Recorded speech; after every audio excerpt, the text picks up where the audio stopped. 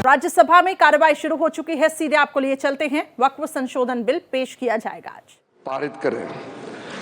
आदरणीय सभापति महोदय जी, ये ज्वाइंट पार्लियामेंट्री कमेटी जब बने हैं उसके बारे में मैं अभी जिक्र करूंगा। उससे पहले, कमेटी बनने से पहले कई लोगों ने कहा कि इसका कंसल्टेशन जितना होना चाहिए था हुआ नहीं है। मैं इतना जरूर बताना चाहता हूं कि जब हम ये वक्त संशोधन बिल लेके आए और जेपीसी बनाया, उससे पहले हमारे अल्पसंख्यक मामलों का मंत्रालय ने व्यापक रूप से देश भर में जितने स्टेक होल्डर्स हैं, राज्य सरकारों से, माइनॉरिटी कमीशंस होते हैं स्टेट में, वक्फ बोर्ड होते हैं और वहाँ के ऑफिसर्स और इंटेलेक्चुअल कम्युनिटी से, धार्मिक संस्थाओं में जो लोग प्रतिनिधि करते हैं, कई लोगों से बातचीत करने के बाद ये बिल तैयार करके हमने इस सदन में पेश किया, पार्लियामेंट में पेश किया। फिर उसके बाद में जॉइंट कमेटी का गठन हुआ और राज्यसभा और लोकसभा से सदस्य मिलकर के जो काम किया है, मैं सदन पे ऑफिशियली मैं अपना बात को दर्ज करना चाहता हूं कि ये जेपीसी ने जो काम किया है, इससे ज्यादा पूर्व में जितने भी जेपीसी बने हैं, इतना लंबा, इतना व्यापक काम आज तक नहीं हुआ है। कुल मिलाकर के 284 संगठन, स्टेक होल्डर्स, अलग अलग क्षेत्र के लोगों ने जेपी का समक्ष आकर के अपने बातों को रखा, ज्ञापन सौंपा और 97 लाख से भी ज्यादा, अब छोटा मोटा पत्र को मिलाकर के 1 करोड़ से ज्यादा हमारे देश के लोगों ने ज्ञापन सौंपा है और अपना मत को जेपीसी और मंत्रालय को दिया है। तो किसी बिल को सदन में चर्चा करने से पहले 1 करोड़ से ज्यादा सुझाव मिलना, ये भी अपने आप में ऐतिहासिक है। विचार विमर्श राज्य सरकारों से भी हुए और साथ साथ में कल लोकसभा में बहुत लंबी चर्चा हुई और देर रात यानी कि आज सुबह बिल पास करके राज्यसभा में आया। मैं मानता हूं कि ठीक है, हमारा मेंबरों ने कहा है कि संशोधन देने के लिए समय मिलना चाहिए था, लेकिन सबने ये एग्री किया है कि आज जो सुबह हमारा मेंबर ने सवाल उठाया, चेयरमैन साहब ने कहा है कि ये हम लोगों ने बिजनेस एडवाइजरी कमेटी में ये तय किया कि आज ही इसको यहाँ चर्चा करना है। ज्वाइंट कमेटी ने 10 शहरों में मुंबई, अहमदाबाद, हैदराबाद, चेन्नई, बेंगलुरु, गुवाहाटी, भुवनेश्वर, पटना, कोलकाता और लखनऊ में जाकर के अपना पूरा वहाँ समय भी दिया है। और आज मैं कमेटी के हर एक मेंबर को भी धन्यवाद देना चाहूँगा। बाकी जो इस बिल में बोलने वाले हैं उनको धन्यवाद, मैं जब जवाब दूंगा आखिरी में, तो मैं जवाब देते समय धन्यवाद जरूर मैं रखूंगा। सर, हर व्यक्ति, मैं तो इस सदन में एक मंत्री के रूप में बोल रहा हूं, लेकिन साधारण रूप से ये एक्सपेक्ट करता है कि कोई अच्छा काम करेगा तो उसका तारीफ भी जरूर होगा और खास करके उन लोगों से तारीफ ज्यादा मिलेगा जिसका इच्छा को मैं पूरा कर रहा हूं। इसलिए सभापति महोदय जी, 1976 में जब वक्फ इंक्वायरी रिपोर्ट को पेश किया गया था, वो कमेटी किसने बनाया था सर? कांग्रेस सरकार ने कमेटी गठन किया, वक्फ इंक्वायरी कमीशन बिठाया। कमीशन ने जब रिपोर्ट पेश किया, बहुत लंबा रिपोर्ट है, मैं जो यहाँ रेलेवेंट है उसको कोट करता हूं। Misuse by mutawallis and the inquiry committee called out the Mutawalis misusing the authority and power and proposed for steps to be taken to improve the functioning of the Waqf। ये सबसे पहले report आया। उसके बाद में दूसरा जिक्र किया कि इतना केसेस वक्फ प्रॉपर्टी को लेकर के बना हुआ है, लिटिगेशन इतना ज्यादा लंबित है, इसको सरल करने के लिए सरकार को कदम उठाना चाहिए। उसके बाद सचर कमेटी बनी। सचर कमेटी का रिपोर्ट 2006 में पेश किया गया। उसका मुख्य अंश सचर कमेटी ने जो कहा, एक तो जो वक्फ बोर्ड है उसको स्ट्रेंथन किया जाना चाहिए और ये पुराना सिस्टम में चल रहा है, डिजिटल होना चाहिए। साथ साथ में सचर कमेटी ने कहा कि उस समय 4.9 लाख वक्फ प्रॉपर्टी है इस देश में, आज तो बढ़ गया, उस समय 2006 में, और 4.9 लाख वक्फ प्रॉपर्टी जो रजिस्टर्ड वक्फ प्रॉपर्टी है उनका टोटल इनकम सिर्फ 163 करोड़ पर एनम था, 160 करोड़। और उसी समय सचर कमेटी में यह भी कहा, टिप्पणी भी किया और सुझाव भी दिया, अगर वो 4.9 लाख प्रॉपर्टी को अगर एफिशिएंटली मैनेज करते उस समय का मार्केट रेट से, तो भी 12,000 करोड़ हर साल इनकम जनरेशन होता। तो 12,000 करोड़ होना चाहिए था, लेकिन 163 करोड़ जनरेशन हुआ है। फिर उसके बाद में हम लोगों ने आकलन किया, आज का दिन में 8.72 लाख जो प्रॉपर्टी है इतना बढ़ गया, उसका तो हम हिसाब भी नहीं लगा सकता है, और मुझे हिसाब भी लगा के आंकड़े पेश नहीं करना चाहिए क्योंकि मार्केट का अपना अपना एक फॉर्मूला होता है। लेकिन एक कॉमन सेंस है कि अगर सचर कमेटी 4.9 लाख प्रॉपर्टी को अनुमान लगाया 12,000 करोड़ इनकम होना चाहिए, तो आज उसको आप आज के समय मार्केट रेट में हिसाब लगा करके आप अनुमान लगा सकते हैं। सचर कमेटी ने यह भी कहा, सेंट्रल वक्फ काउंसिल में और स्टेट वक्फ बोर्ड में और ब्रॉड बेस करके इंक्लूसिव होना चाहिए। ये बंद कमरे में कुछ लोग बैठा है ऐसा लग रहा है, इसको खोलना चाहिए, ब्रॉड बेस करना चाहिए। साथ साथ में सेक्रेटरी जो सेंट्रल वक्फ काउंसिल और स्टेट बोर्ड है उसका स्तर सीनियर लेवल होना चाहिए। उस समय under secretary, deputy secretary rank का था, उसको कहा कि ज्वाइंट सेक्रेटरी, एडिशनल सेक्रेटरी का रैंक ऑफिसर को नियुक्त करना चाहिए। और साथ में सर बच्चों और महिलाएं के लिए, महिलाएं और बच्चों के लिए स्पेसिफिक कदम उठाना चाहिए। इस सचर कमेटी ने उस समय रिकमेंडेशन किया। और उसके बाद एक ज्वाइंट पार्लियामेंट्री कमेटी का गठन हुआ जिसका अध्यक्षता के रहमान खान ने किया, और के रहमान खान जी अल्पसंख्यक मामलों का मंत्री भी रहा है, वरिष्ठ सदस्य थे। उन्होंने फिर पूरे ऑल पार्टी का सदस्य का एक जेपीसी हेड किया, उसमें कई मुद्दे उन्होंने रखे हैं और रेकमेंड किए हैं। मैं मेन वाला को यहाँ पॉइंट आउट करना चाहता हूँ। एक तो उन्होंने पॉइंट आउट किया कि जो इंफ्रास्ट्रक्चर है वक्फ बोर्ड का वो काफ़ी नहीं है और मैन पावर और फंड बहुत ही मीगर है, कम है, छोटा है, वो काफ़ी नहीं है। दूसरा कहा कि ऐसा लगता है कि सारा जो झंझट है वो मुतावली पे केंद्रित है, मुतावली को कैसे अपॉइंट करना चाहिए, कैसे हटाना चाहिए, सारा विषय वही केंद्रित है। इसको भी पॉइंट आउट किया है।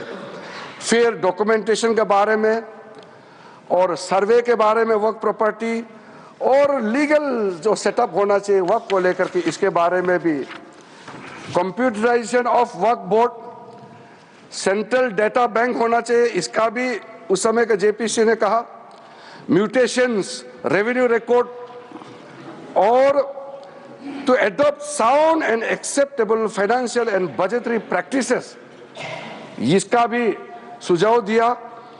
और फिर लीज करने का जो वक्फ प्रॉपर्टी को किस तरीके से लीज होना चाहिए, इसका भी सुझाव दिया है। जितना ये 3 कमेटी रिपोर्ट्स सचर कमेटी को मिलाते हुए जो मुख्य रिपोर्ट रिकमेंडेशन किया है, सर मैं आपके माध्यम से सदन को बताना चाहता हूं, वो सारा रिकमेंडेशन रिपोर्ट्स को हम लेकर के आज ये बिल लेकर के, अमेंडमेंट बिल लेकर के इस सदन में आया है। इसलिए ये तीनों कमेटी ये कांग्रेस सरकार में जो दूसरे और तीसरे कमेटी तो यूपीए सरकार थे, लेकिन शुरू वाला तो प्योर कांग्रेस गवर्नमेंट था। तो मैं मुख्य रूप से कांग्रेस पार्टी को और उसके जो सहयोगी दल है, मैं अपील करना चाहता हूं कि आज जो बड़ा कदम माननीय प्रधानमंत्री जी के नेतृत्व में हमने ये 2025 का वक्फ संशोधन बिल लेके आया है, तो आपका ही सोच विचार को आप जो पूरा नहीं कर पाया, उसको पूरा करने का हिम्मत नरेंद्र मोदी जी सरकार ने लेके आया है, तो आप जरूर समर्थन करना चाहिए। आदरणीय अध्यक्ष महोदय जी, कई लोगों का हमने स्टेटमेंट सुना है, टेलीविजन में भी और कल दूसरे सदन में भी। ये कोई नया कदम तो हम नहीं उठा रहे हैं, इतिहास सबका मालूम है। संक्षेप में 1894 में जो प्रिवी काउंसिल ने वक्फ अल औलाद, जो बच्चों के लिए वक्फ क्रिएट करते हैं, उसको इनवैलिडेट करने के लिए एक ऑर्डर पास किया था, जो बाद में जाके बड़ा विषय बना। मुसलमानों का बड़ा दल गया, अपील किया ब्रिटिश हुकूमत के साथ, तब जाकर के 1913 में द मुसलमान वक्फ वैलिडेशन एक्ट को पहले बार औपचारिक तौर पर कानून के रूप में इस देश में शुरू हुआ। फिर 1923 में मुसलमान वक्फ एक्ट पास किया गया, जो केंद्रित किया है अकाउंटिंग और ट्रांसपेरेंसी को लेकर के। फिर मुसलमान वक्फ वैलिडेटिंग एक्ट 1930 पास हुआ, जो है reinforcing the legal validity of family auqaf. इस तरीके से शुरुआत हुआ। फिर हमारा देश आजाद हुई। उसके बाद 1954 में वक्फ एक्ट पारित हुआ, जिसमें स्टेट वक्फ बोर्ड्स का गठन का प्रावधान वहां से शुरू हुआ। फिर उसके बाद में 1959, 1964, 1969 और 1984 में वक्फ एक्ट 1954 को फिर से संशोधित करके यहां से पास हुआ, और 1995 में सबसे ब्रॉड बेस बिल फाइनली जो आया, जिसको आज हम अमेंडमेंट कर रहे हैं, जिसमें ट्राइब्यूनल गठन का प्रावधान रखा गया। सेंट्रल वक्फ काउंसिल, जो आज के दिन में मैं उसका अध्यक्ष के रूप में काम कर रहा हूं, उसका गठन हुआ। फिर जो वक्फ जिसका इनकम 5 लाख से ज्यादा है, उसमें एग्जीक्यूटिव ऑफिसर अपॉइंट होना चाहिए, यह प्रावधान शुरू हुआ है। अध्यक्ष महोदय जी, ये जब चल रहा था, समस्या तो है, सबको मालूम है, और कमेटी का रिपोर्ट का भी मैंने जिक्र किया, लेकिन ऐसा क्या हुआ जो हमको ये एक मेजर अमेंडमेंट आज लेके आना पड़ा। 2013 में यूपीए सरकार था और चुनाव सर पे था, चुनाव आने वाला था। उसमें यूपीए सरकार ने कदम उठाया कि कुछ बदलाव लाना चाहिए। उस समय सर यूपीए सरकार ने जो चेंजेस लाया है, उसको मैं थोड़ा सा कंपेयर करके बताना चाहता हूं। उस समय भी जेपीसी गठन हुआ, आज भी जेपीसी बनी है। फर्क क्या है सर? उस समय का सेलेक्ट कमेटी में 13 मेंबर थे और इस बार के जेपीसी में 31 मेंबर्स। उस समय का सेलेक्ट कमेटी का टोटल सीटिंग हुआ 22 बार, इस बार का जेपीसी का टोटल सीटिंग हुआ है 36। उस समय total delegation, organisation, stakeholder जो सेलेक्ट कमेटी के सामने में पेशकश हुआ 18 और इस बार 284। उस समय 14 राज्य और केंद्र शासित प्रदेशों से चर्चा हुई, इस बार 25 state board, state government, 5 minority commission और कई विधायक एमपी, तो उसका हिसाब ही नहीं है। टोटल मेमोरेंडम रिसीव किया उस समय 32 और इस बार का तो मैंने पहले बता दिया 97,27,772 प्लस अनौपचारिक रूप से हमारा मंत्रालय में भी लाखों के संख्या में हमने रिसीव किया है। उस समय का सेलेक्ट कमेटी कहां विजिट किया? ले, जम्मू, श्रीनगर। उस समय ये तीनों एक ही स्टेट था, ले, अभी यूनियन टेरिटरी हो गया जम्मू श्रीनगर, और इस बार कहाँ कहाँ विजिट किया मैंने आपको नाम पहले ही बता दिया, किस किस शहरों में इस कमेटी ने विजिट किया है। अध्यक्ष महोदय जी, जब हम लोग महत्वपूर्ण बिल पर चर्चा कर रहे थे, थोड़ा सा बैकग्राउंड संदर्भ को भी रखते हुए मैं बात को रखना चाहता हूं।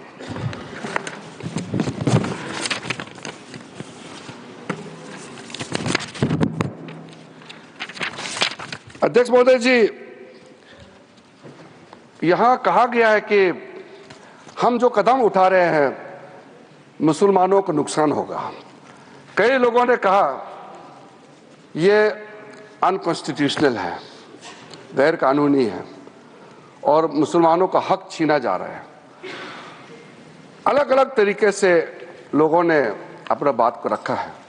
ठीक है, बात रखने का अधिकार है, लेकिन मैं बहुत ही साफ तरीके से ये सारे जो आरोप लगाए हैं उसको मैं खारिज करना चाहता हूं। सर, सबसे पहले ये जो वक्फ प्रॉपर्टी होता है, इसका मैनेजमेंट, इसका क्रिएशन और इसका बेनिफिशियरी ये नॉन मुस्लिम के अलावा कोई और हो, किसी के पास हो ही नहीं सकता है, मुस्लिम के पास ही रहेगा। कोई नॉन मुस्लिम इसमें हस्तक्षेप नहीं कर सकता है। जो वाकिफ होता है वो एक मुसलमान ही होता है, और जो औकाफ बन जाता है वो प्रॉपर्टी क्रिएट हो जाता है, उसको मैनेजमेंट कौन करता है? मुतावाली, वो भी मुसलमान ही होना पड़ता है। और किसके लिए वक्फ क्रिएट करता है? 3 पर्पस के लिए, धार्मिक रिलीजियस पर्पस, अच्छा काम के लिए, पायस भगवान के नाम में, अल्लाह के नाम में, और चैरिटेबल भला के लिए, बच्चों के लिए, महिलाओं के लिए, गरीबों के लिए, तो वो मुस्लिम ही होगा। तो यहां ये सवाल ही नहीं उठता है कि नॉन मुस्लिम, मुस्लिम धार्मिक भावना और धार्मिक व्यवस्था या वे किसी भी तरीके से मुस्लिम प्रॉपर्टी में, मैनेजमेंट में नॉन मुस्लिम हस्तक्षेप कर रहा है, ये सवाल ही नहीं उठता है। तो इसलिए मैं बहुत क्लियर करना चाहता हूं, ताकि हमारा जब डिबेट का जब सिलसिला शुरू होगा तो सुझाव हमको चाहिए कि वक्फ मैनेजमेंट में, प्रॉपर्टी मैनेजमेंट में वक्फ बोर्ड को और ताकत बनाने में क्या क्या और काम करना चाहिए, ये सुझाव हमारे माननीय सदस्यों से मिल सके। जो इंसान, जो मुसलमान अपना प्रॉपर्टी को ट्रस्ट के माध्यम से अगर चलाना चाहता है वो चला सकता है, उसके लिए कोई बंधन नहीं है। वक्फ एक्ट के अंदर में ये पूरा छूट दिया गया है, अगर आप वक्फ बोर्ड के माध्यम से चलाना चाहते हैं आपको पूरा इसके लिए इजाजत है। तो चैरिटी कमिश्नर जितना ट्रस्ट प्रॉपर्टीज को देखते हैं, निगरानी करते हैं, व्यवस्था को चेक करता है, उसी प्रकार से वक्फ बोर्ड जो है वक्फ प्रॉपर्टी को सही तरीके से चला रहा है कि नहीं, ये निगरानी करने के लिए वक्फ बोर्ड बनाया गया है, वो वक्फ प्रॉपर्टी को चलाने के लिए नहीं है। इसलिए ये बात को हम बहुत ही अच्छे तरीके से अगर समझ लेंगे तो बाद में हमारा चर्चा का स्तर भी वो ज्यादा अच्छा रहेगा।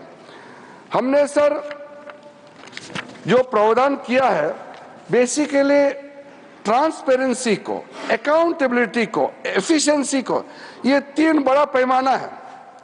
जवाबदेही तो होना चाहिए, क्षमता होना चाहिए, पारदर्शिता होना चाहिए।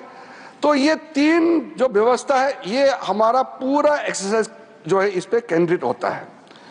आर्टिकल 25, 26, 30 का हवाला देकर के कई बार लोगों ने हमारा खिलाफ, इस बिल का खिलाफ, इस प्रस्तावना के खिलाफ में लोगों ने कहना शुरू किया है। तो मैं आज जरूर इसका जवाब देना चाहता हूं कि हम किसी का धार्मिक भावना को चोट पहुंचाने के लिए नहीं है। एक मुसलमान वक्फ क्रिएट कर सकता है। अब सबसे जो छोटा आप जो क्रिएट करता है फितरा, सबसे छोटा सर, वो हर मुसलमान, गरीब से गरीब मुसलमान भी क्रिएट करता है। ज़कात आप क्रिएट करते हैं, आप देते हैं, दान देते हैं, उसमें कोई किसी को अधिकार ही नहीं है पूछने का कि हिसाब किताब कैसे किया है। ये आपका अंदर का बात है, आपका फेथ है, इसमें हम हस्तक्षेप कैसे कर सकते हैं? इसलिए बिल्कुल ये बात आप बिल्कुल मत बोलिएगा अपना बात रखते समय कि सरकार या कोई गैर मुसलमान के जो कामकाज में उसका तौर तरीके में हस्तक्षेप कर रहा है, ये मत बोलिएगा। वैसे तो कोर्ट केसेस बहुत है, मैंने दूसरे सदन में भी कोर्ट करके बताया, यहाँ मैं फिर से इसको दोहराना चाहता हूँ ताकि कोर्ट ने क्या रूलिंग दिया है वो भी क्लियर हो जाए। सैयद फजल पुकाया तंगाल वर्सेस यूनियन ऑफ इंडिया में केरला हाई कोर्ट ने जो ऑब्जर्वेशन और ऑर्डर पास किया उसमें कहा गया है, high court, the Waqf board is a statutory body, pure and simple, it is not a representative body of the Muslim community, Waqf property है। इसलिए कोर्ट का जजमेंट बहुत साफ हमारे सामने में दिखाई देता है। इलाहाबाद हाई कोर्ट का जजमेंट है Hafiz Mohammad Zafar Ahmad versus UP Central Sunni Board of Waqf. क्या कहा गया है उसमें? High Court, a mutawalli's right is purely a right of management of the property and is not a proprietary right. The duties of a mutawalli are purely of a secular character. His duties are not of a religious character. इसलिए मुतावालिस को ऊपर में निगरानी रखने के लिए वक्फ board बनाया गया है। Tilkayat Shri Govindlalji Maharaj versus state of Rajasthan, उसमें कहा गया है, मैं कोट करता हूं, right to manage the properties of the temple is purely a secular matter and cannot be regarded as a religious practice. Property का मैनेजमेंट के बारे में इतना क्लियर कोर्ट ने कहा है, कई केसेस है, मैं बहुत कम आपके सामने में साइट कर रहा हूं। अब मैं 2013 के बारे में आपको बताया, अब उसको थोड़ा सा अंदर घुस के आपको बताऊंगा और आपको भी सुन करके लगेगा कि आज कितना जरूरी था आज जो संशोधन बिल लेकर के हम यहाँ आया है। 2013 में ये जो कमेटी वगैरह जब बनाया, 5 मार्च 2014 में कमेटी 13 में गठन हुआ और पारित हुआ दोनों सदनों में। फिर 2014 5 मार्च को, यानी कि 25 दिन पहले इलेक्शन एकदम नोटिफाई होकर के कोड ऑफ कंडक्ट लगने ही वाला है, तब हानन फानन में उस समय के यूपीए सरकार ने देश का राजधानी दिल्ली के अंदर में सबसे प्राइम प्रॉपर्टी 123 प्राइम प्रॉपर्टी को डी नोटिफाई करके दिल्ली वक्फ बोर्ड को सौंप दिया है। ये प्रॉपर्टी किस मिनिस्ट्री में आता था? Housing and urban affairs ministry का अंदर में आता है। तो आप सोच के देखिए, 1970 से केस चल रहा था और पेंडिंग है, कोर्ट को निर्णय करने दीजिए, वो पेंडिंग है। और ये सीजीओ कॉम्प्लेक्स वगैरह आप नाम सुनेंगे, लिस्ट बाद में मैं दे दूंगा। ऐसा प्राइम प्रॉपर्टी 123 प्रॉपर्टी को सीधा एक झटके में आपने हैंडओवर कर दिया। उसके बाद 2013 अमेंडमेंट में आपने क्या कहा? कोई भी आदमी वक्फ क्रिएट कर सकता है। वक्फ क्रिएट करना, जो मैंने बताया, चैरिटेबल रिलीजियस पायस पर्पस के लिए एक मुसलमान अल्लाह के नाम में क्रिएट करता है। अब उसको बदल करके यूपीए सरकार ने यह कह दिया कि कोई भी आदमी वक्फ क्रिएट कर सकता है। तो हमने इसको चेंज करके पुराना 1995 का प्रावधान के साथ मिला करके साथ हमने ये कहा, now in the proposed amendment only persons practising Islam for more than 5 years can dedicate waqf. ये हमने क्लियर कर दिया है ताकि इसमें कोई डाउट का कोई गुंजाइश ना हो कि वक्फ क्रिएट कौन कर सकता है। उस समय वक्फ बोर्ड में एक मुसलमान का अंदर में भी कई सेक्ट है, सुन्नी है, सिया है, आगा खानी से, दाऊदी बोरा से, पसमंदा है, बहुत लोग हैं। लेकिन यूपीए सरकार ने कह दिया, हाँ ये डिस्प्यूट करते हैं कई लोग, ये तो दरगाह वाले भी कहते हैं कि कुछ लोग कहते हैं कि तुम लोग मुसलमान ही नहीं है। इस तरह का क्लेम पे मत जाइए। क्लेम यहाँ इस्लाम का स्कॉलर भी बहुत होगा, जानकारी लोग भी बहुत है, लेकिन मैं ये नहीं कह रहा हूं कि आप जो कह रहे हैं मैं जो कह रहा हूं वो सत्य है। मैं क्लेम के बारे में बता रहा हूं कि लोग कहते हैं कि ये मुसलमान नहीं है या ये इस ग्रुप में है, उस ग्रुप में है। मैं यहाँ डेफिनेशन देने नहीं जा रहा हूं। हम सिर्फ ये कह रहे हैं कि हमने जो नया प्रावधान लेके आया उसमें हर वक्फ बोर्ड में मुसलमानों में जो रिकॉग्नाइज्ड सेक्ट है सब मिलकर के वक्फ बनेगा। उसमें सुन्नी भी होगा, शिया भी होगा और जितने बाकी जो पिछड़े वर्ग है वो भी वक्फ बोर्ड में मेंबर होगा, ताकि सबका इंटरेस्ट का ख्याल रखा जा सकता है। इसमें तो किसी का आपत्ति होने का कोई सवाल ही नहीं होना चाहिए। हम इतना इंक्लूसिव बना रहे हैं। उसके बाद सर, सेंट्रल वक्फ काउंसिल में जो हमने प्रावधान रखा है, ताकि आप भी अच्छा लगे कि हमने कितना आपका पुराने रिकमेंडेशन को ध्यान में रखते हुए प्रावधान रखा है। Out of 22 members in the central Waqf council, not more than 4 will be non-Muslims, including ex officio members, in that case the Minister of Minority Affairs. There will be 3 members of parliament. और member of parliament तो किसी के धर्म हो सकता है। ये नहीं कहना कि ये इस जाति का एमपी है इसलिए ये मेंबर नहीं हो सकता है। 3 members of parliament, 10 members from Muslim community, 2 former judges from the Supreme Court or High Court, 1 advocate of national eminence, 4 persons of national eminence from various fields, an additional secretary or joint secretary to the government of India dealing with Waqf matter. जो ministry में concern officer है वही हो सकता है। और out of 10 Muslims 2 members minimum shall be women.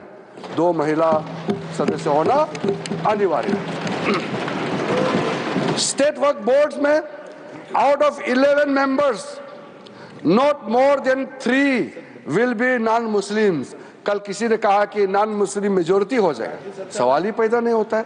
Not more than 3 will be non Muslims, including sir, ये अतिरिक्त नहीं है, including x official members, 1 chairperson, 1 member of parliament, 1 MLA, 4 members from Muslim community, 2 members with professional experience, 1 member from bar council, the joint secretary to the state government dealing with the Waqf matter जो संबंधित संयुक्त सचिव है।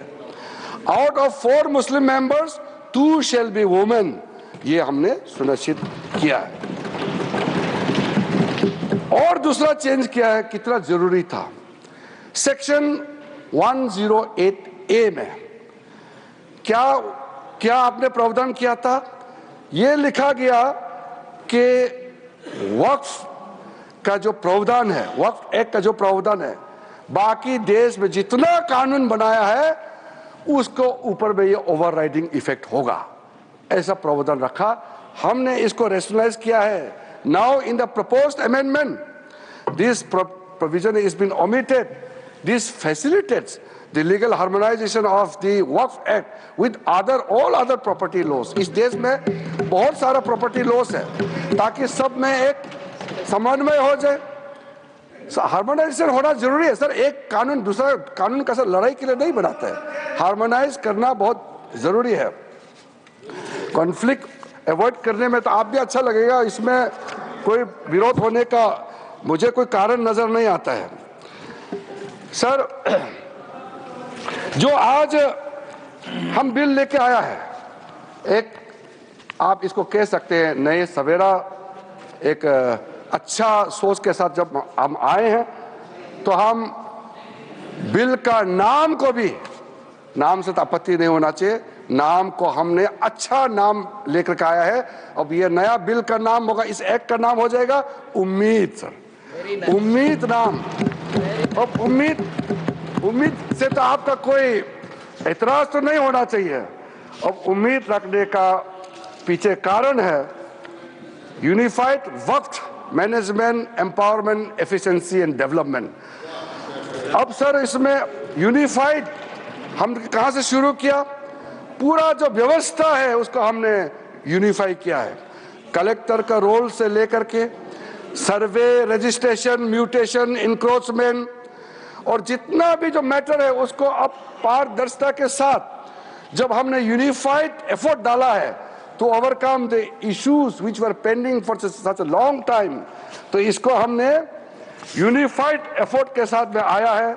और empowerment का जब बात होते हैं तो डाइवर्स सोशल ग्रुप जिसको मैंने जिक्र किया है, चाहे वो सुन्नी हो, चाहे शिया हो, चाहे वो आगा खानीस हो, पसमानदा मुस्लिम हो, बैकवर्ड मुस्लिम्स का कोई भी डेफिनेशन में आप देख लीजिए, वुमेन हो और बाकी कोई भी हो, हम चाहते हैं कि सबको डिसीजन मेकिंग का बॉडी में जगह मिलना चाहिए, इसलिए सबको एम्पावरमेंट कर रहे हैं। एफिशिएंसी को हम इंक्रीज करने के लिए टेक्नोलॉजी का इस्तेमाल करने का भरपूर इसमें प्रावधान किया गया है। अब सेंट्रलाइज्ड डेटाबेस होगा, डिजिटल पोर्टल होगा जो हमारा मंत्रालय में होगा, जो सारा स्टेट बोर्ड के साथ में लिंक होगा, लाइव होगा। वक्फ प्रॉपर्टी का कंटिन्यूसली रजिस्ट्रेशन, ट्रैकिंग, कंप्लायंस, पूरा मैनुअल अगर गड़बड़ होता है उसका भी ट्रैकिंग करने के लिए ब्यूरोक्रेटिक डिले हो रहा है, किसके टेबल में डिले हो रहा है उसका भी जांच करने के लिए पूरा व्यवस्था करके हमने एफिशिएंसी को टारगेट दिया है।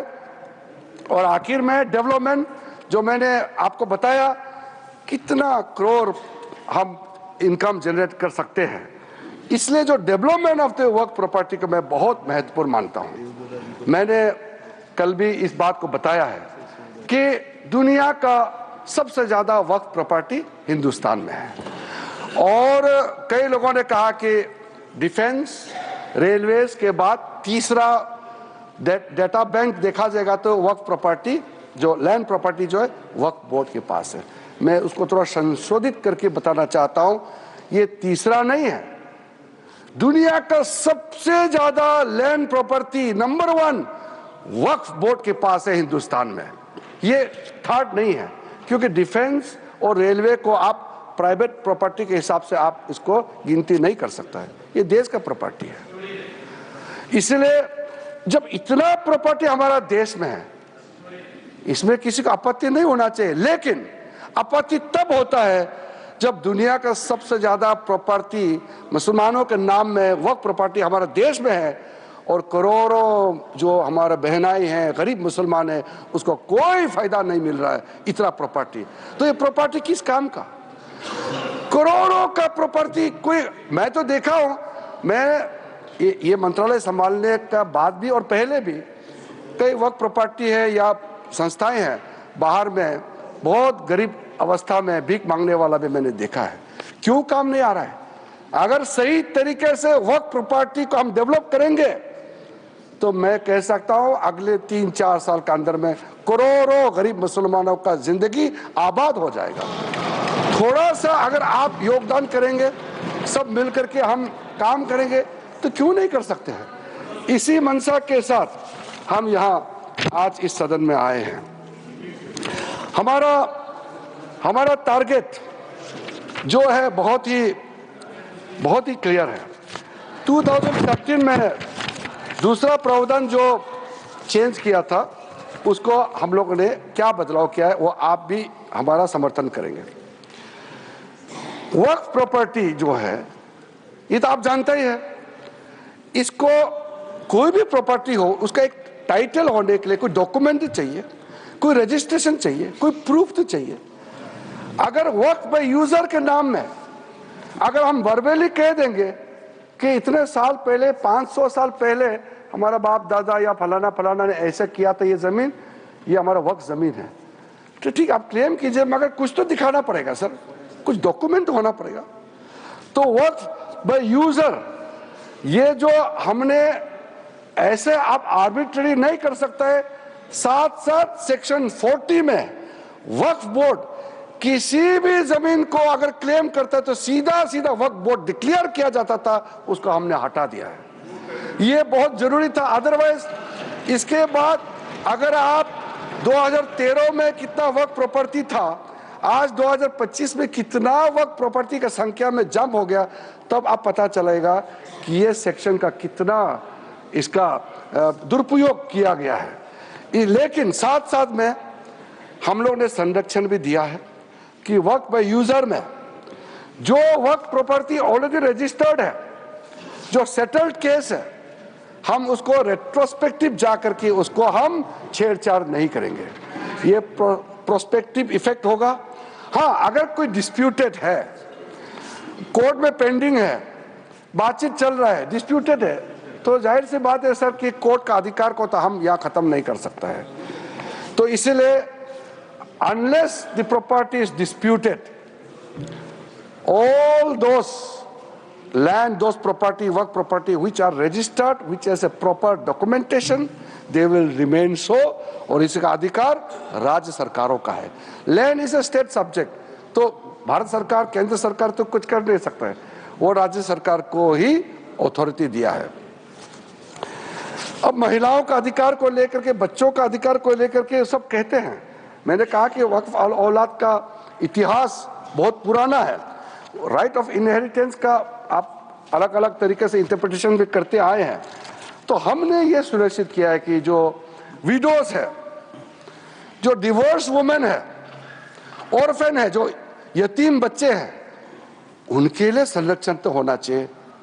माननीय सभापति महोदय, तो हमने ये प्रावधान किया है कि जो प्रॉपर्टी मेरा है, अगर मैं एक मुसलमान हूं, मैं वक्फ क्रिएट करना चाहता हूं, लेकिन मैं उसी प्रॉपर्टी को ही वक्फ कर सकता हूं जो मेरा अधिकार है। साथ साथ उस प्रॉपर्टी में जो महिला का अधिकार है उसको मैं छेड़छाड़ नहीं कर सकता हूं। महिला का अधिकार को सुरक्षित रख करके ही मैं अपना मर्जी से मेरा जो अधिकार है उसको हम वक्फ क्रिएट कर सकता है, ताकि कोई महिला ऐसा ना हो कि परिवार में इतना प्रॉपर्टी है लेकिन उसको कोई उसका अधिकार ही ना हो। तो ये सुनिश्चित करना बहुत जरूरी है। इस 21वीं सदी में इतना प्रोग्रेसिव थिंकिंग तो सबको ही होगा। मैं आपको नहीं कह रहा हूं कि आपका ऐसा सोच नहीं है, हम लोग सब एक समानता सोच के साथ आगे बढ़ रहे हैं। 2 मेजर अमेंडमेंट हम जो लेके आया है उसमें भी मैं मानता हूं आप समर्थन करेंगे। एनी मॉन्यूमेंट्स, कई मॉन्यूमेंट्स हमारे देश में protected areas under ancient monuments preservation act 1904 और ancient monuments and archaeological sites and remains act 1958 declared as work properties under this act or under any previous act shall be void। कोई हमारा archaeological site जो हमारा राष्ट्र का property है, इसको आप छेड़खानी नहीं कर सकता है। दूसरा, हमारा देश में करोड़ों आदिवासी शेड्यूल्ड ट्राइब्स, हम लोग सब मानते हैं कि इंडिजिनियस जो शेड्यूल्ड ट्राइब होते हैं उसका संरक्षण होना चाहिए। तो हमने यहां ये प्रावधान लेके आया है, आप शेड्यूल 5 और शेड्यूल 6 जगह में जहां हमारा स्पेशल प्रोटेक्टेड एरिया है वहां किसी जमीन को वक्फ प्रॉपर्टी डिक्लेयर नहीं कर सकता है। ये सेक्शन 4 क्लॉज 4 सेक्शन 3E में हमने प्रावधान रखा है। मैं मानता हूं कि हमारा देश में जितने आदिवासी भाई बहन हैं उनके लिए आदरणीय मोदी जी का तरफ से और हम सब का तरफ से ये बड़ा सौगात होगा। सर, ट्राइब्यूनल में हमने कुछ बदलाव किया है। हमारा जॉइंट पार्लियामेंट्री कमेटी का भी सुझाव आया था। अब जो ट्राइब्यूनल बनेगा उसका फिक्स टेन्योर होगा और उसको एफिशिएंसी बढ़ाने के लिए कई हमने स्टेप्स उठाया है। आज का दिन में टोटल जो केसेस पेंडिंग है, लिटिगेंट्स टोटल कितना केसेस है? 14,470 केसेस, नहीं सॉरी सर, 31,999 केसेस है, जिसमें मुस्लिम लिटिगेंट्स है 14,470 केसेस। तो 31,999 केसेस जो पेंडिंग है। तो हम ये समझते हैं कि ट्राइब्यूनल को मजबूत कराना बहुत ज़रूरी है। हमने 2 मेंबर प्रपोज किया था, जेपीसी में कहा गया कि 3 मेंबर होना चाहिए, उसको हमने एग्री करके 3 मेंबर बनाया और 1 member having knowledge of Islamic law and jurisprudence for better functioning of the tribunal. और दूसरा सर, द कंपोजिशन ऑफ वर्क tribunal has been expanded to both serving and retired officials, each serving for a fix tenure of 5 years। Tenure को 5 years fix किया है, from the date of appointment और until they attain the age of 65 years, whichever is earlier। Section 84 close 4 में हमने ये बहुत clear से प्रावधान रखा है। एक इंपॉर्टेंट हमने प्रावधान रखा है, राइट टू अपील। इसमें कई लोगों ने डिस्प्यूट भी किया है, मैं क्लियर करना चाहता हूं। पहले क्या कर दिया था आप लोगों ने मतलब प्रीवियस यूपीए सरकार ने,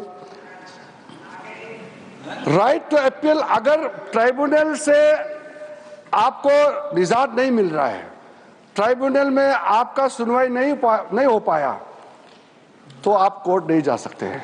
ओनली रिव्यू पिटीशन में आप जा सकते हैं, जो बहुत ही सीमित दरवाजा खुला होता है। रिव्यू पिटीशन आप तो सर, आपसे ज्यादा कौन समझ सकता है उसमें आम आदमी कहाँ रिव्यू पिटीशन जा करके ये सब चक्कर खात के घूमते रहेंगे। इसलिए हम ये मानते हैं कि right to appeal must be the substantive right, इसलिए हमने ये दरवाजा खोल दिया है।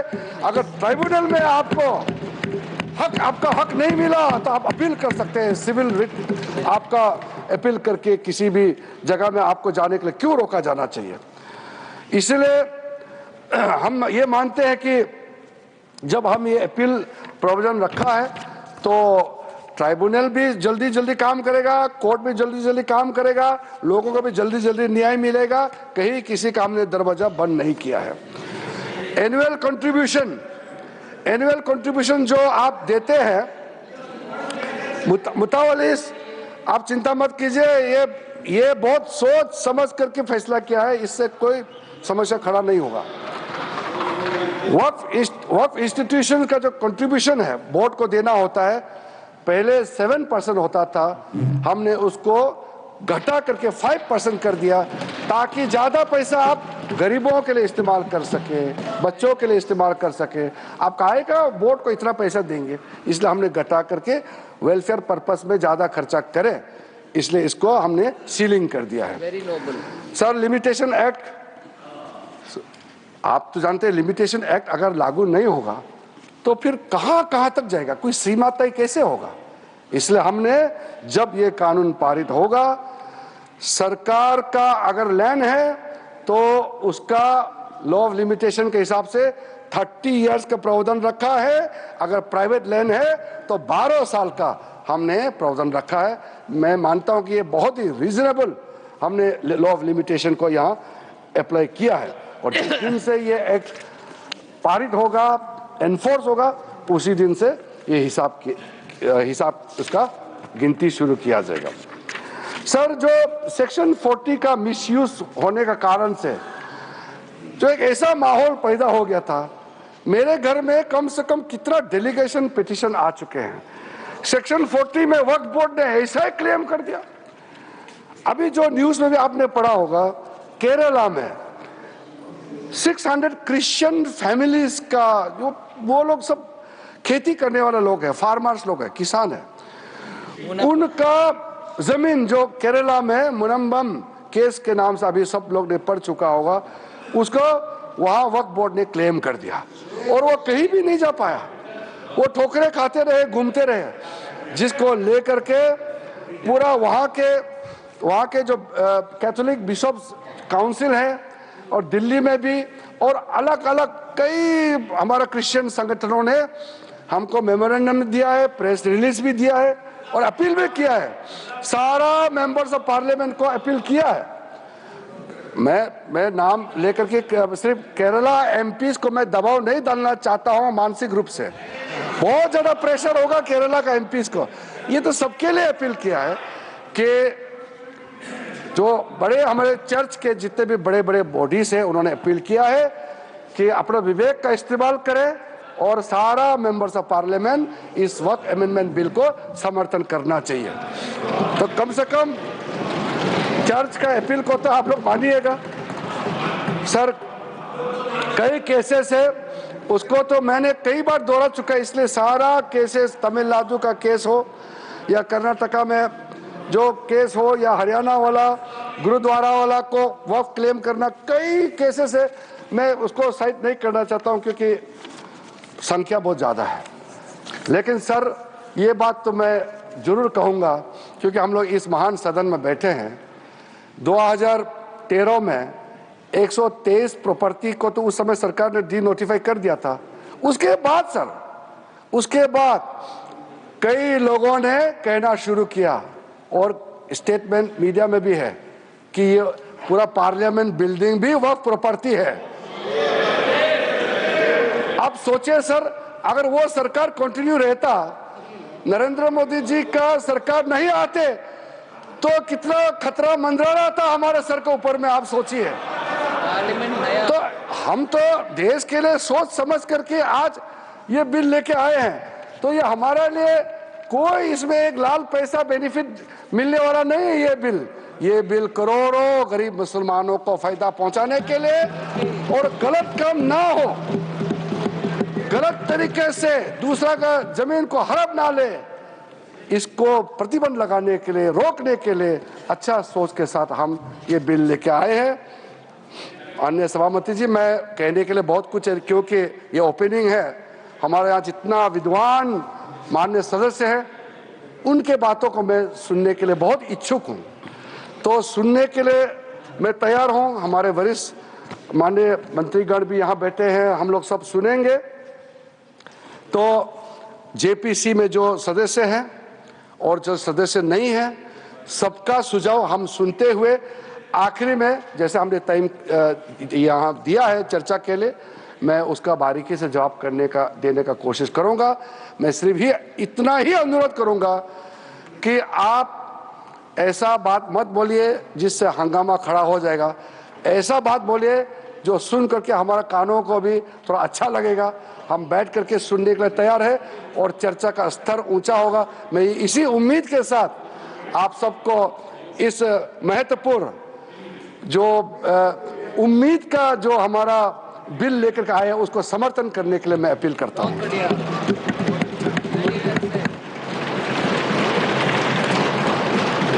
Motion moved. The motions for consideration of the Waqf Amendment Bill 2025 and the Mussalman Waqf Repeal Bill 2025 are now open for discussion. I now call upon the members whose names have been received for participation in the discussion. Dr. Syed Nasir Hussain. 20 minutes.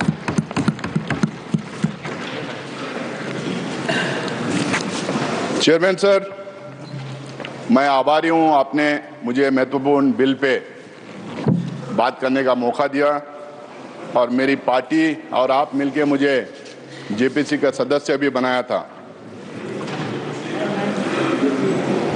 कल लोकसभा में जितनी भी बहस हो रही थी मैं बड़े गौर से सुन रहा था। हमारे ऑनरेबल मिनिस्टर किरण रिजिजू जी ने काफ़ी बातें वहाँ पे रखी, आज भी यहाँ पे रखी। कल हमारे देश के गृह मंत्री भी वहाँ पे काफ़ी बात रखी। उन्होंने कहा कि ये बिल 2025 का नहीं आता अगर 1995 का एक्ट और 2013 के अमेंडमेंट्स नहीं आते। मैं आपके माध्यम से पूरे देशवासियों को ये बताना चाहता हूं, जब 1995 में ये बिल आई थी और 2013 में जब ये अमेंडमेंट्स आए थे, जो आज भारतीय जनता पार्टी ये क्लेम कर रही है कि कांग्रेस पार्टी ने ये ड्रैकोनियन लॉस लाई थी, कांग्रेस पार्टी ने एक कम्युनिटी को अपील करने के लिए लाई थी, ये कॉन्स्टिट्यूशन से परे है। ये जो आज बड़ी बड़ी बात ये कर रहे हैं और इसका बेसिस बनाए आज के बिल का, मैं इनसे पूछना चाहता हूं कि 1995 में आप क्यों इस बिल का समर्थन किए थे? 1995 में अद्वानी साहब यहां पे थे, मुरली मनोहर जोशी जी थे, सुषमा स्वराज जी थे, अरुण जेटली जी थे, राजनाथ सिंह जी थे, सारे के सारे कंसेंसस के साथ 1995 का वक्फ बिल पास किया था।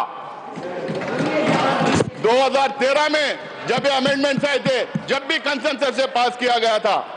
1995 में लोकसभा में भारतीय जनता पार्टी की तरफ से बंडारू दत्तात्रेय जी ने अपनी बात रखी थी और राज्यसभा में सिकंदर बख्श जी ने अपनी बात रखी थी। अपनी बात रखने के टाइम पे दोनों भी इस बिल का पूरा समर्थन किया था। उसके बाद में लोकसभा में भी उसके बाद में इनके 2009 के मैनिफेस्टो में भारतीय जनता पार्टी ये कहती है कि हम रहमान खान कमेटी रिपोर्ट को एग्जामिन करके हम उसको इंप्लीमेंट करने का काम करेंगे। उसी रहमान खान कमेटी के रिपोर्ट के रिकमेंडेशन के बेसिस पे और आज ये जो बार बार कह रहे हैं सच्चर कमेटी रिपोर्ट, जिस कमेटी के रिपोर्ट को इन टोटो इन्होंने खारिज किया था, उनके खिलाफ क्या क्या इन्होंने नहीं कहा था, उस कमेटी के रिपोर्ट के खिलाफ इन्होंने क्या क्या नहीं किया था। हम लोगों ने रहमान खान कमेटी रिपोर्ट और सच्चर कमेटी के रिपोर्ट के आधार पर जब 2013 में अमेंडमेंट्स लाए थे, उस टाइम पे इनके तरफ से लोकसभा में शाहनवाज हुसैन जी, राज्यसभा में मुख्तार अब्बास नकवी जी अपनी बात रखते हुए उन 2013 के अमेंडमेंट को पूरी तरह से सपोर्ट किया था।